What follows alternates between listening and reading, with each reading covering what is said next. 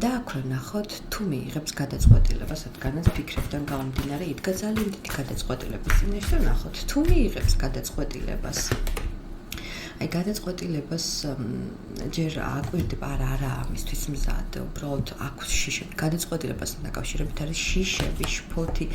არ შეუძლეს გონია, რომ რაღაცაც რო გადაწყვეტს, ამას ვერ გაკაჭებს, რაღაცას ვერ შემოგთავაზებს. არ იქნება ისიდან გამომდინარე, თუ როგორი ფიქრები მაქვს, როგორი დადებითი შემიძლია ვიყო, რაღაცა კი ეფიქრება დადებითად, მაგრამ ეს მხოლოდ ფიქრები და უცნება ამ ეტაპზე, მაგრამ არა თუ რეალობა და ამ რეალობას აცნობიერებს, თუმცა ეს იმას არ ნიშნავს, რომ ადამიანს არ აქვს გრძნობა. გრძნობა აქვს, მაგრამ რაღაცა ის, რაც ამ გრძნობას ჭირდება, რაც თქვენ ჭირდებათ, ხო? ამის მოცემა არ შეუძლია.